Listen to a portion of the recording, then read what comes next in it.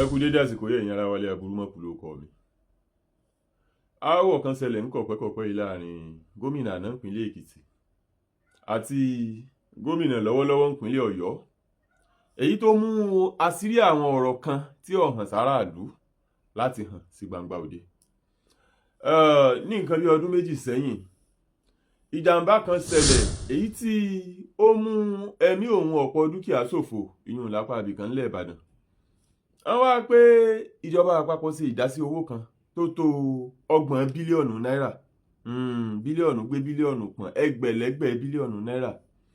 Ẹnu Ayọ̀délé Fáyọ̀ṣe tó jẹ́ gómìnà ìpínlẹ̀ Èkìtì òun ni a ti ń gbọ́ ọ̀rọ̀ ọ̀hún.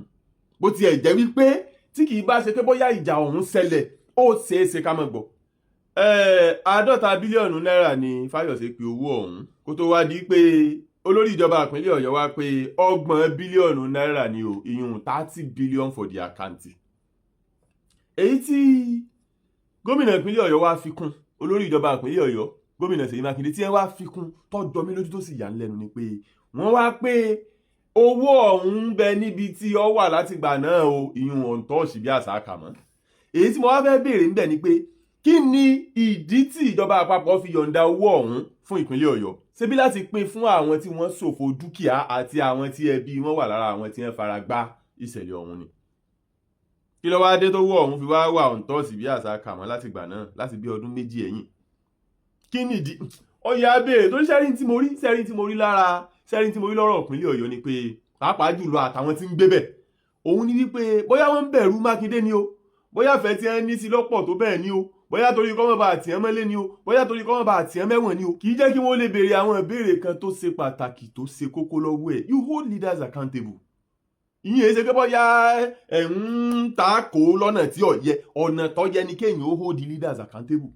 Kí ni ìdí tí 30 billion for the account tí ìjọba àpapọ̀ fi ṣọwọ́ látòkè sí ìpínlẹ̀ Ọ̀yọ́ pé kí ẹ fi ṣe èròjà àtùnú àbí kẹ́ ẹ sì pín fún ẹ tí ẹ ń ṣòfò ẹ̀mí tí ẹbí wọn ṣòfò ẹ̀mí àti ẹ tí dúkìá wọn fara gbá inú làlúrí ọ̀hún pé kẹ́ ẹ pín fún wọn? Kí ni ìdí tó sì fi wà ọ̀ǹtọ́ọ̀ṣì dòní? Àbí ẹ̀yin náà sálẹ̀ fẹnu ara yín sọ, kí ni ìdí tó fi wà ọ̀ǹtọ́ọ̀ṣì bí àṣà kàmọ́ dòní? 30 billion for the account ó sì wà ọ̀ǹtọ́ọ̀ṣì dòní. Ó túmọ̀ sí pé tí kì í bá ṣe pé bóyá nǹkan kan ṣẹlẹ̀ bí aáwọ̀ láàrin ẹ̀yin àti Fáyọ̀ṣe, aráàlú ìbámu ti mọ̀ pé owó kan ń bẹ tí ìjọba àpapọ̀ fi ṣọwọ́ wípé kí ẹ pín fún àwọn tí wọ́n fara gbá nínú ìṣẹ̀lẹ̀ ọ̀hún. Àbáwáyé ẹjẹ́ àṣeré o, bàbá sì ń tẹ́kí ní ọ̀hún lókè èèpẹ̀ ẹjẹ́ àtẹ̀ńpẹ̀lẹ́ kùtù o, torí pé gbogbo wa la wá àti wá náà o. Nígbà tí a bá lọ àní mú nǹkan kan lọ, èyí tó wà ń bẹ tó ṣe kókó nù. Èmi ò sì rí dí tí ó yẹ kó fi nira fún aráàlú láti béèrè ntọ́ bá tọ́ tàbí ntọ́ yẹ lọ́wọ́ ẹni tí wọ́n bá rò pé bóyá ń darí wọn. Kí nìdí tí owó ọ̀hún fi wà ọ̀ǹtọ́ọ̀ṣì bí àṣà kàmọ́ dòní torí ń tá a rí kà tá a sì gbọ́ lẹ́nu yín gẹ́gẹ́ bí olórí ìjọba ìpínlẹ̀ Ọ̀yọ́ ni pé owó ọ̀hún wà ọ̀ǹtọ́ọ̀ṣì dòní. Àti wá nìdí tó fi wà ọ̀ǹtọ́ọ̀ṣì despite the fact pé wà ọ̀ǹtọ́ọ̀ṣì yẹn gan ìbéèrè tún yẹ kó ṣẹlẹ̀ lórí ẹ̀. Ṣé kò lè wà ọ̀ǹtọ́ọ̀ṣì ní federal government fi owó ọ̀hún ṣọwọ́ ni?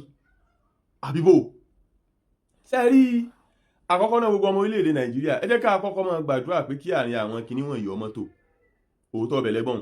Torí pé ṣe rí Fáyọ̀ṣe náà ti ń sọ gbogbo ohun tí ń sọ yìí, kì í ṣe pé bóyá Fáyọ̀ṣe náà ló nífẹ̀ẹ́ aráàlú tó bẹ́ẹ̀ o. Torí pé àárín wọn ò tó ní o, ó ti di pé olórí gbórí ó ń tán gbé tán ọ̀fọ̀n tọ́ ọgbẹ́ ìgìrì òun kálukú kẹ́kọ̀ọ́ ẹ̀dá ní ń lọ fà á tí Fáyọ̀ṣe náà fi wò pé ọ̀dà ní tó bá fẹ́ dàrú kó dàrú, ní tó bá fẹ́ túká kó túká. Àwọn àṣírí ọwọ́ ọnú lẹ́rí tí Fáyọ̀ṣe ń tú jáde wọn. Kì í ṣàwọn àṣírí kan tí ẹ kàn lè gbọ́ tó bá jẹ́ pé bóyá àárín wọn ń tò ní. Kì í ṣàwọn àṣírí kan tẹ́ ẹ lè gbọ́. Ìyẹn ni wọ́n ń pè ní intelligence report. Ẹ̀yin wá bọ́ta ẹ pé owó ọ̀hún wà ọ̀ǹtọ́ọ̀ṣì lónìí. Kí ni ìdí tó fi wà ọ̀ǹtọ́ọ̀ṣì? Ṣé kò lè wà ọ̀ǹtọ́ọ̀ṣì ní federal government ṣe disburse owó ọ̀hún sí ìpínlẹ̀ Ọ̀yọ́ ni? Kí ni purpose tí federal government fi kó owó ọ̀hún wá? Kí ni wọ́n ní pé kẹ́ ẹ fi ṣe? Very clean and clear. Ẹ̀yin náà wà truthful lórí ẹ̀. Ẹni pé wọ́n ní pé kẹ́ ẹ fún àwọn tí wọ́n fara gbá nínú ìṣẹ̀lẹ̀ làlúrí tó ṣẹlẹ̀ ní apá ibìkan ńlẹ̀ Ìbàdàn níbi ọdún méjì ẹ̀yìn ni. Kí wá nídìí tó wọ̀ ọ̀hún fi wà ọ̀ǹtọ́ọ̀ṣì lónìí? Àkọ́kọ́ náà kò sẹ́ńtì ọmọgbọ́n ká fẹ́ràn ẹnu káwá tí o.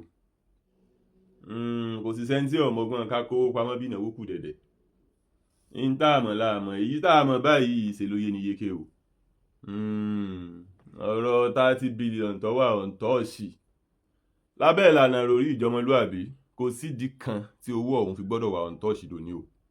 Torí láti bí ọdún méjì ẹ̀yìn ní ìṣẹ̀lẹ̀ tí wọ́n torí ẹ̀ fowó ọ̀hún sọwọ́ ti ṣẹlẹ̀. Kí wàá nìdí tí owó ọ̀hún fi gbọ́dọ̀ wà ọ̀ǹtọ́ọ̀ṣì lónìí? Wọ́n sì di ó yé ẹ̀yìn ìlànà àtẹ̀lé lórí owó náà, ìdí tí àwọn fi fowó ọ̀hún sọwọ́. Kí ni ìdí tó owó ọ̀hún fi gbọ́dọ̀ wà ọ̀ǹtọ́ọ̀ṣì lónìí? Kò wá tí ì pẹ́ jù o, kì í tí ì pẹ́ jù náà gómìnà Seyi Makinde. Àwọn tí wọ́n fara gbá nínú làlúrí aburú tó ṣẹlẹ̀ lọ́dún méjì ẹ̀yìn wọ́n sì ń bẹ láyé dòní. Àwọn tí ò sì sí láyé nínú wọn lẹ́bi. Kì í pẹ́ jù adúpẹ́ pé owó ọ̀hún wà ọ̀ǹtọ́ọ̀ṣì. Ẹ dákun ẹ bá ní pín fún ẹ. Ẹ bá ní pín fún ẹ. My name again is Seyi Makinde. The president of Nigeria, yes, you wanted a minister to be appointed.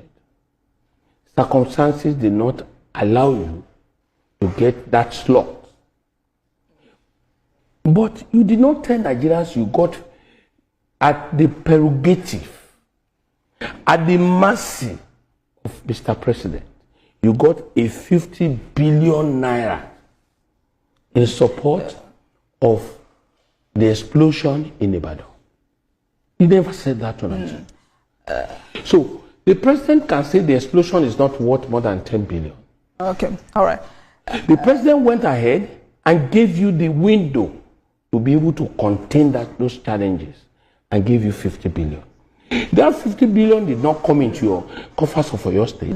It came with you coming to interface with the president, because you came and said you met with the president. You only said a part where you said the president told you that you go and organize APC for me, and I said I cannot organize.